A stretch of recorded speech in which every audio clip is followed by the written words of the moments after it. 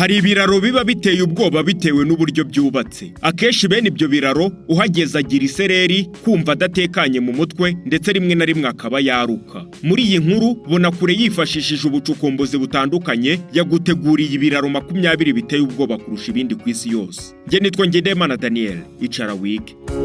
Ku mwanya 20 mu biraro biteye ubwoba ku isi turasanga icyitwa George Bridge. Icyo kiraro giherereye muri Colorado muri Leta Zunze Ubumwe za Amerika. Cyatangiye kubakwa nk'ikiraro kitagenewe gukoreshwa mu bwikorezi, ahubwo cyari kigenewe gukurura ba mukerarugendo kuva tariki ya 5 Kamena 1929 kiza gusozwa kubakwa mu Gushyingo 1929. Urabyumva, mu mwaka umwe niho byabereye. Iki kiraro gifite uburebure bwa metero 384 na metero 5.5 z'ubugari. Kikaba kiri ku butumburuke bwa metero 291. Ikindi kandi iki kiraro cyamaze kubakwa gitwaye $350 by'amadolari ya Amerika, kikaba gica hejuru y'umugezi wa Kansas. Urabyumva?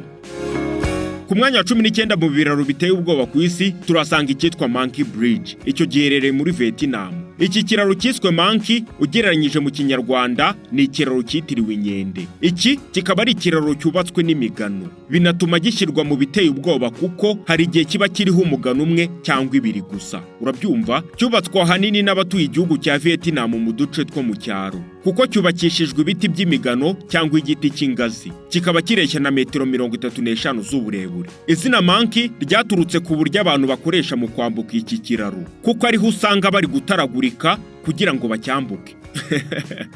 Birasekeje. Ku mwanya wa 18 mu biraro biteye ubwoba ku isi turasanga icyitwa Hussein Hanging Bridge. Icyo kiri muri Pakistani. Ni ikiraro giherereye muri Pakistani, kikaba gifatwa nk'ikiraro giteye ubwoba. Kikaba cyarubatswe ubwo mu 1960 uwahoze ari perezida wa Pakistani yasuraga agace ka Zarabad. Ku mpamvu z'ubuhigi nibwo yatanze itegeko ryo kuba hakubakwa iki kiraro. Kikaba cyaraje kurangira hagati y'1967 n'1968. Iki kiraro gifite metero 156 z'uburebure. Kikaba gica hejuru y'umugezi wa Hunza. Ikindi kandi kikaba gihuza akarere ka Zarabad n'icyaro cya Hussein. Ikindi cyaba gitera iki kiraro gutinyika ni uburyo giteye mu mpande zacyo.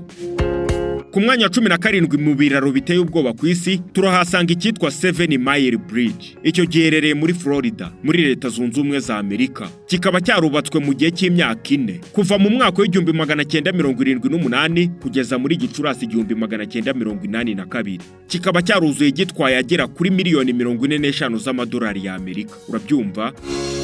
Ku mwanya wa 16 turasanga Deception Pass Bridge. Iki kiraro giherereye muri Oklahoma muri Washington. Cyatangiye kubakwa muri Kanama kugeza Kanama 1935. Gifite metero 453 z'uburebure, metero 8.5 z'ubugari na metero 55 z'ubutumburuke. Ku mwanya wa 15 mu biraro biteye ubwoba ku isi turasanga icyitwa Post Chain Train Causeway.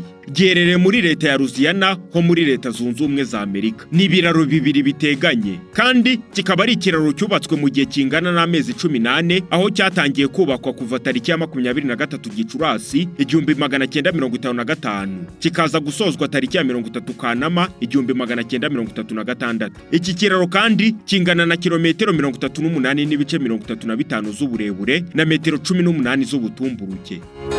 Ku mwanya wa 14 mu biraro biteye ubwoba ku isi turasanga icyitwa Canopy Walkway. Icyo ntabwo ari cyo muri Nyungwe, ahubwo ni cyo muri Ghana. Ni ikiraro giherereye mu kirere muri parike nkuru ya Kakumu. Kikaba kingana na metero 330 z'uburebure na metero 50 z'ubutumburuke. Kikaba cyarubatswe mu mwaka w'1995.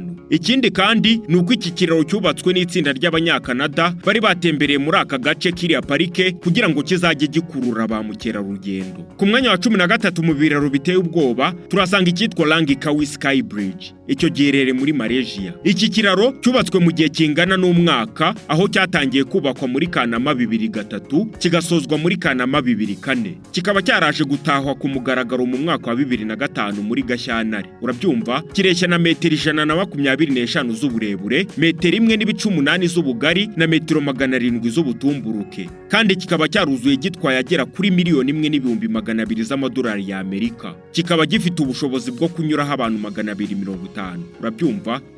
Ku mwanya wa 12 mu biraro biteye ubwoba ku isi turasanga icyitwa Mount Titlis. Icyo giherereye muri Switzerland. Kikaba gifite uburebure bungana na metero 98, metero 0.98 z'ubugari na metero 3238 z'ubutumburuke. Urabyumva? Iki kiraro cyuzuye gitwagera kuri miliyoni 1,228,455 z'amadolari y'Amerika. Kikaba kandi byibuze cyakira abagisura bagera kuri 500. Urabyumva? Ku mwanya wa 11 mu biraro biteye ubwoba ku isi turasanga icyitwa Muri Bridge. Icyo giherereye mu Burusiya. Kireshya na metero 570 z'uburebure. Ubugari bungana na metero 1.82 n'ubutumburuke bwa metero 50.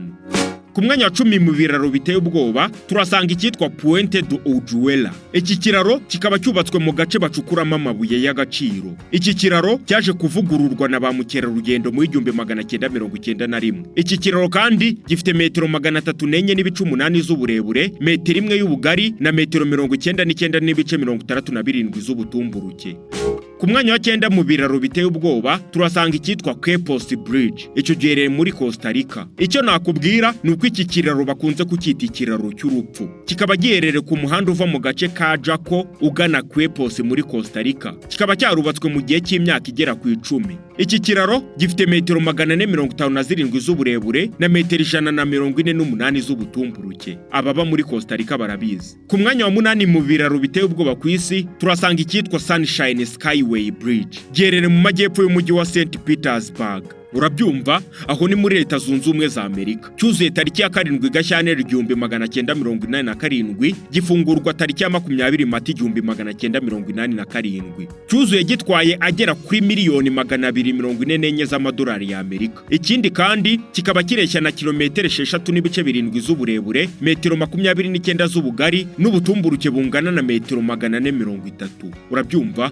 Ku mwanya wa 7 mu biraro biteye ubwoba turasanga icyitwa Eshima Ohashi Bridge. Icyo giherereye mu Buyapani. N'izina ryabyo rirabikubwira. Kikaba gihuza umujyi wa Matsue mu ntara ya Shimane hamwe na Sakai Minato mu ntara ya Totori. Ikiraro Eshima Ohashi kireshya na kilometero 1.44 z'uburebure, metero 11.3 z'ubugari n'ubutumburuke bwa metero 44.7. Kikaba cyaratangiye kubakwa mu 1997 kigasozwa muri 2004. Urabyumva? Ku mwanya wa 6 mu biraro biteye ubwoba ku isi turasanga icyitwa Bridge of Immortals. Icyo giherereye mu Bushinwa. Iki kiraro cya Imoto ugenekereje mu Kinyarwanda ni ikiraro cy'abadapfa. Kikaba cyarubatswe mu 1987. Kikaba gifite ubutumburuke bungana na metero 1320. Kikaba kandi cyambukiranya imisozi ibiri, aho uva mu buvumo bumwe winjira mu bundi. Ku mwanya wa 5 mu biraro biteye ubwoba ku isi turasanga icyitwa Montenegro Rainforest. Icyo tugisanga muri Costa Rica nanone. Iyo witegereje iki kiraro neza nakabuza wagira ubwoba bwo kugitambukaho bitewe n'uburyo kimeze. Ari nayo mpamvu cyaje ku rutonde rw'ibiraro biteye ubwoba ku isi. Kikaba giherereye mu gihugu cya Costa Rica muri rimwe mu ishyamba ryaho. Urabyumva? Ku mwanya wa 4 mu biraro biteye ubwoba ku isi turasanga icyitwa Ubeyini Bridge. Icyo tugisanga muri Myanmar. Aho ngaho ni ku mugabane wa Aziya. Kikaba gifite uburebure bwa kilometero 1209. Kikaba gica hejuru y'ikiyaga cya Tuangetanimani kandi kikaba cyarubatswe mu 1849. Urabyumva? Iyo witegereje iki kiraro ushobora gutekereza ko kikiri kubakwa. Gusa siko bimeze. Ahubwo niyo miterere yacyo ikaba inagifasha kuba cyakurura ba mukerarugendo. Ku mwanya wa 3 mu biraro biteye ubwoba ku isi Storssundet Bridge. Icyo giherereye muri Norway. Ikintu nakubwira ni uko gifite metero 260 z'uburebure na metero 23 z'ubutumburuke. Kikaba cyaratangiye gukoreshwa mu 1989. Kikaba giherereye mu gihugu cya Norvege ku mugabane w'i Burayi. Ku mwanya wa 2 mu biraro biteye ubwoba turasanga icyitwa Karik Elide Rope Bridge. Uretse kuba giherereye ahantu heza kuri iyi si, kiri no ku rutonde rw'ibiraro biteye ubwoba bitewe n'ahantu giherereye, kuko kiri kuri metero 30 z'ubutumburuke na metero 20 z'uburebure. Kikaba giherereye muri Irlande y'Amajyaruguru. Ikiraro cya mbere giteye ubwoba ku isi turasanga icyitwa Sidu River Bridge. Icyo giherereye mu Bushinwa. Abashinwa we. Ikiraro cya Sidu giherereye hafi y'umujyi wa Yesuguani mu gihugu cy'Ubushinwa. Kikaba cyararangiye kubakwa muri 2005. Kikaza gufungurwa kwa 15 Ugushyingo 2009. Kikaba cyaruzuye gitwaye agera kuri miliyoni 100 z'amadolari y'Amerika. Iki kiraro kandi kikaba kireshya na metero 900 z'uburebure n'ubutumburuke bwa metero 496. Urabyumva? ngayo nguko urutonde rw'ibiraro 20 biteye ubwoba ku isi. Nge nitwa Ngendahimana Daniel. Amahoro y'Imana ahorane namwe.